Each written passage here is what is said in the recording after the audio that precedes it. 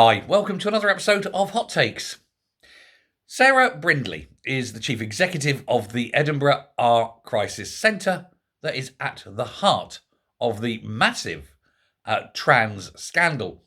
This is where Riddle Woowa was a man who was running this centre where supposedly women would come and be safe.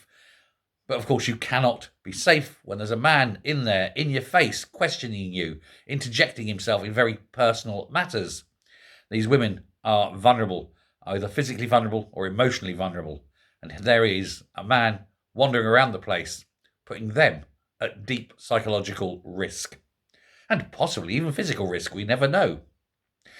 This has proved, as I say, very controversial. And indeed, it irked and actually provoked great anger from J.K. Rowling, who, thankfully and with great aplomb, set up an alternative. She set up her own Our Crisis Centre, paid for out of her own money. So, tip hat to J.K. Rowling. It means that women who have been badly treated by men at least have a safe place to go, free from any risk. But now this woman, Sandy Brindley, is facing calls that she must resign. It was, of course, her who hired Meriddle Wadder in the first place. What on earth possessed this woman to hire a man to run this centre? It's sheer madness. It's an example of, oh yes, we are woke. Look at us virtue signalling. And by doing so, actually harming women. We don't regard the safety of women as important in an Our Crisis Centre. So yes, I think she must go. Absolutely. And I suspect there is even a case for damages. Some women may well want to sue, especially if they have suffered psychological damages. So I do hope they do. I hope there's a large class action against her and against the centre.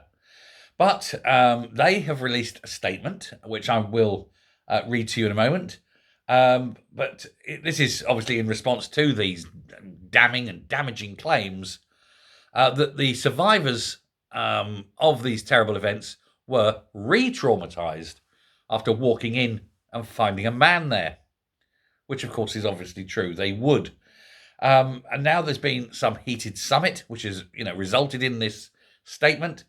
And there's calls now that no man, regardless of his status, should ever be in any position in a woman's safe space. So even if you want to pretend you're a woman for the purposes of ensuring the safety of women and girls, you aren't. Don't care. You can put on as many frocks as you like. You can call yourself Susan.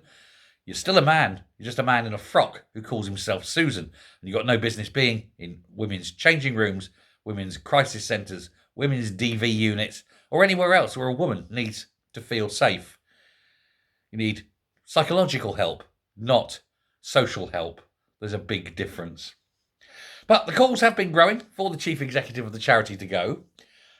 She has yet to resign, but I think it's going to be inevitable because there's so many people now complaining about it, and virtually no one is going to that centre anyway.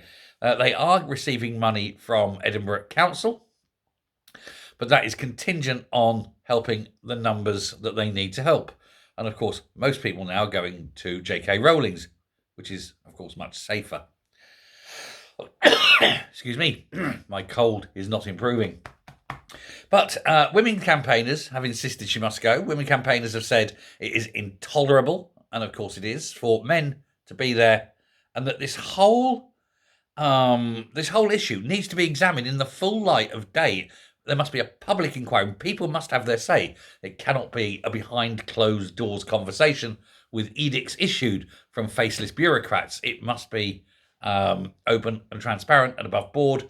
And it's clear that the only sensible option is to keep the men out. Now, this will annoy the wokey folk, but you know what?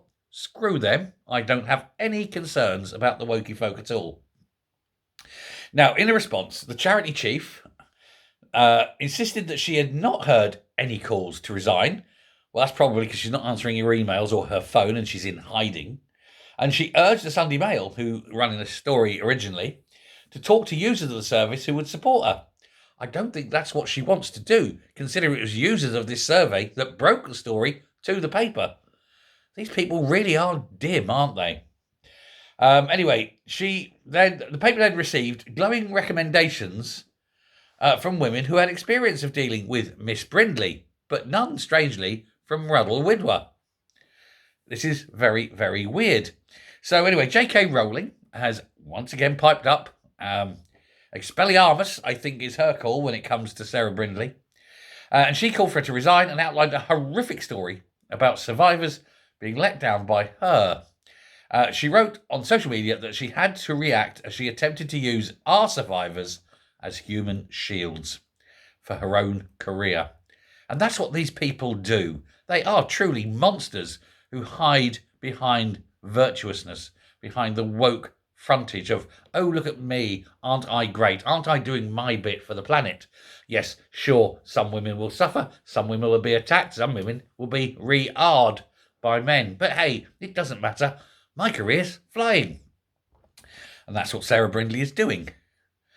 Anyway, she outlined the incident, which involved a group of female sexual assault survivors who secured a meeting with Miss Brindley to express their concerns about self-gender ID legislation.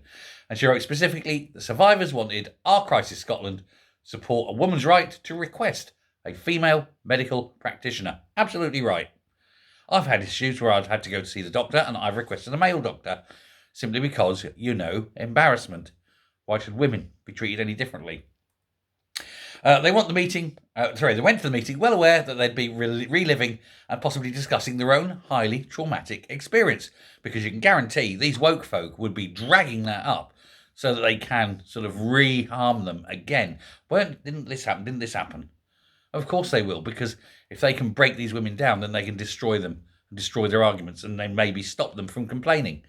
It's always the way. Never attack the message, always attack the messenger. They can't attack the message because the message is right. So that's the way they do it. Thatcher used to say that. When they attack me, I know I've already won because they can't argue against what I'm saying. Excuse me again. She added, what happened at that meeting has been an open secret ever since among people particularly engaged and enraged in the gender self-ID debate. And a large number of people were aware that Sandy Brindley had been guilty of a staggering breach of trust and a lack of professionalism. Absolutely, she said, and she has to go. Yeah, if you're using vulnerable people to push your own agenda, then you are scum. Let me know what you think, and I will speak to you later. Bye.